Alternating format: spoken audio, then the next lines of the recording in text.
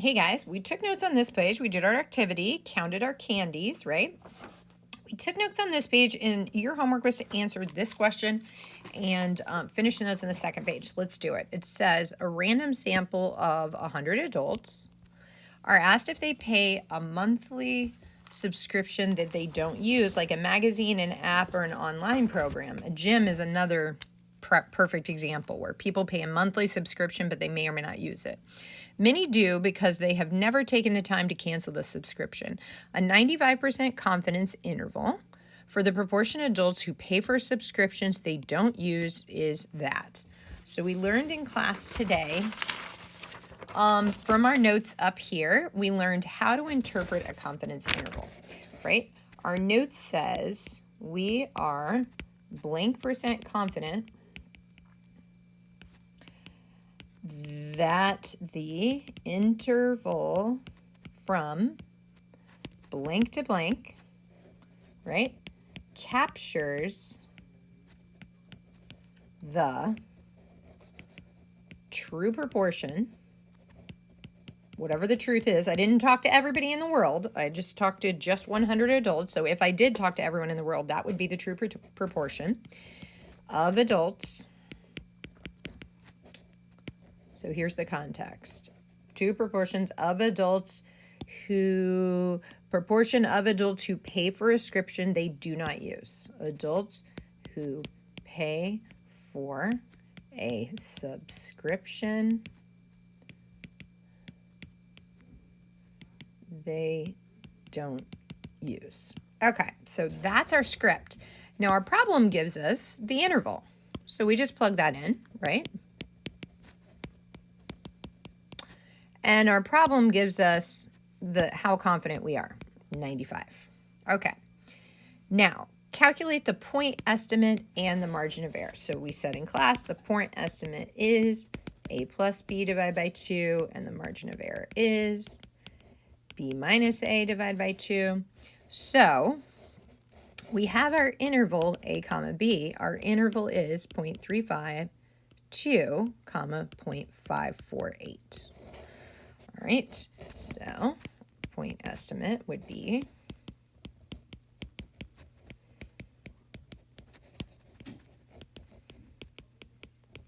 and that makes sense. That number is perfectly halfway between each number. All right, so our margin of error would be, right, we divide by 2. We get the quantity. Beautiful. So we write this P of E plus or minus MOE. PE, this plus or minus this is the same thing. This is the same thing as this, is the same thing as that. Those say the same thing. All right. Based upon this survey, a reporter claims that a majority, okay, so when we think about the word majority, we talked about in class, that means above 50%. All right, so we notice here in our 0.50, or actually, if I want to be above 0.501, is within the interval. But other numbers not a majority are also within the interval.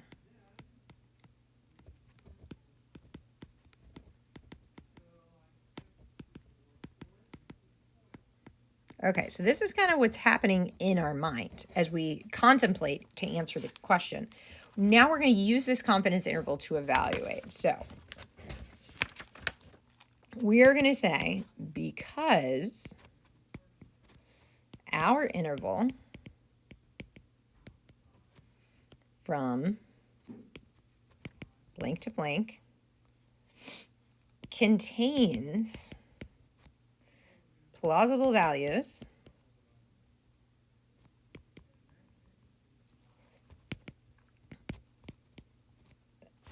that are both above and below 0.5, we cannot say for sure that, and then what is the claim that they want? So I'm going to fill in this, right? 352.548. We cannot say the claim that they'd like me to say. So let's just highlight what is the claim. The claim is that we cannot claim that a majority of adults continue to pay for subscriptions they do not use.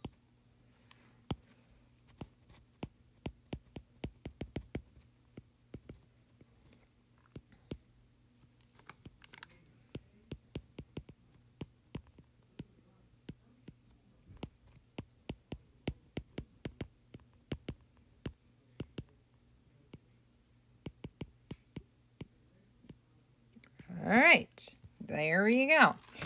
Now, as we continue, we took some notes on here, right? We created each of our confidence intervals. So you can get these notes from another student. They can take a snapshot of them or whatever and send them to you if you don't have them.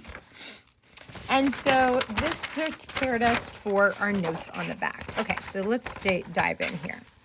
We have 3 learning targets. Learning target number 1, number 2, and number 3. Now, I know I'm going to go fast, but remember, you can slow down the tape or rewind. So I'm just going to muscle through here. Our first one is, the words we see right there, right? How do we go about interpreting a confidence level?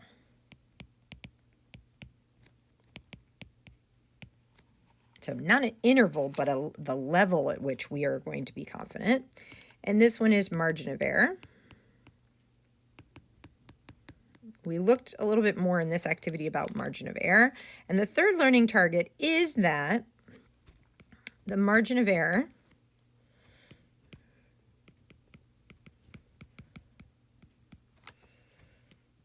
does account for sampling variability.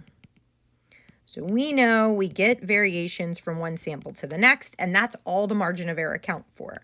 So we want to note, very important here, that it does not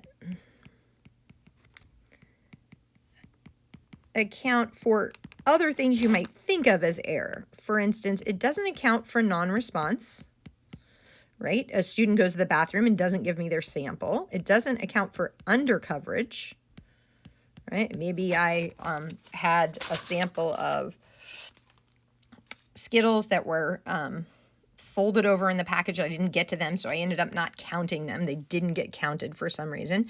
And it doesn't account for response bias. If a student told me a different number than they actually counted. Okay, so that's what we are learning here about the margin of error. As we saw here on our sheet, these little point estimates with the variation creates a variability that's simply based on how numbers end up being slightly different each time. Okay, so what did we learn about the margin of error? We learned that our confidence level goes up when our margin of error goes up. So that's when our interval gets wider, right? And we saw that in the activity today. We also know that if I end up taking more samples, then our margin of error would end up going down because I can give a more precise answer. And that's exactly what we saw in the last chapter.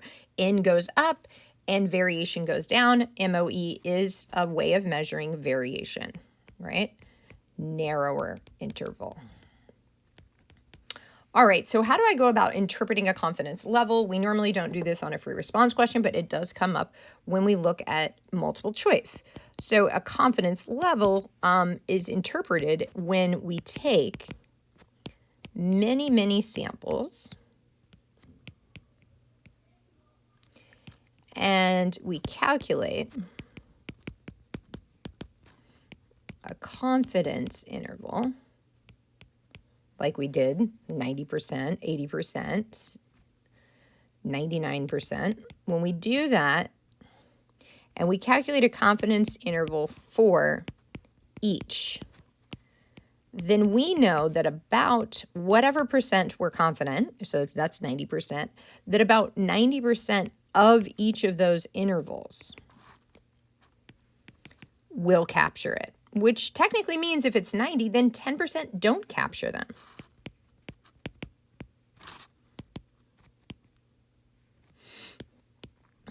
They'll capture the true parameter, so whether or not that's P or whether that's M, and it will capture that in context. Okay, so we'll capture the true proportion of red Skittles, right? That's what confidence level means. So if I go up to a level 95, I know that about 95 of these little bands will overlap the line, and only 5 of them won't overlap the line. That's what that number says. Okay, so let's look into our practice question. Go ahead, read through, try to answer the questions based on our notes and activities today, and then watch the video. Okay. The gym teacher of a large high school wants to estimate the mean number of push-ups a student can do in 1 minute. He selects a random sample of 30 students for those who are there at the school sports practice. He records how many push-ups each student can do in the minute. Then he determines he's 95% confident that the interval from blank to blank, right, captures the true mean number of push-ups, right, that you can do in a minute. Now, this is a means question, right? That these numbers in the interval are not proportions, right? They're actual numbers. So we can use the script up top to interpret our confidence level. So what we're saying is the confidence level means if the gym teacher, right, in the context, takes many samples and calculates a confident interval, just like we did in class today, for each one, you make one, you make one, you make one, we all make them, that about 90% of them would capture the true mean number of push-ups that the student can do in a minute. That's my context. Now I didn't say the word proportion, I said mean. The true, because this problem says mean. Mean number of push-ups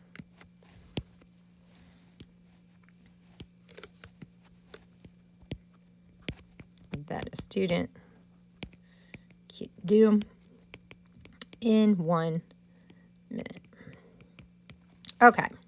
Explain what would happen if the length of the interval, if the confidence level were increased to 99. So if it goes from 90% to 99%, then our confidence level increased. We see in our notes right here that would mean our our margin of error would increase, which also means we would have a wider interval. So if the confidence level increased from 90% to 99%, comma, then the confidence level increased, so the margin of error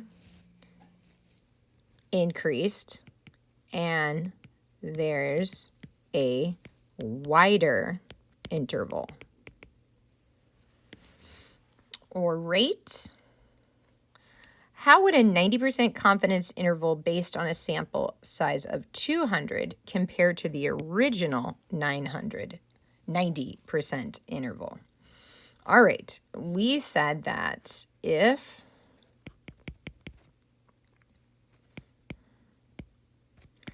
sample of 30 increased to 200, then our notes say, right, the margin of error would decrease and it would be a narrower. And we'd have a narrower interval. All right. Describe one potential source of bias in the study that is not accounted for by the margin of error. So we said right up there, so any of these would be true. We could list any of these up top. I'm going to pick one. I'm going to say,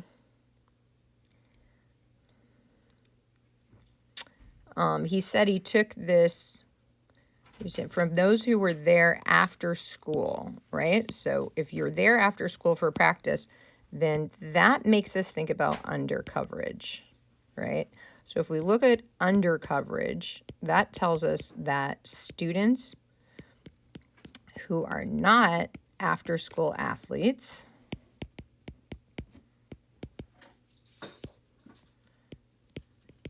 did not have a chance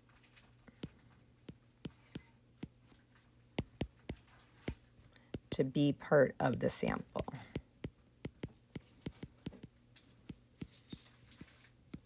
Thanks for joining me, guys. See you next time.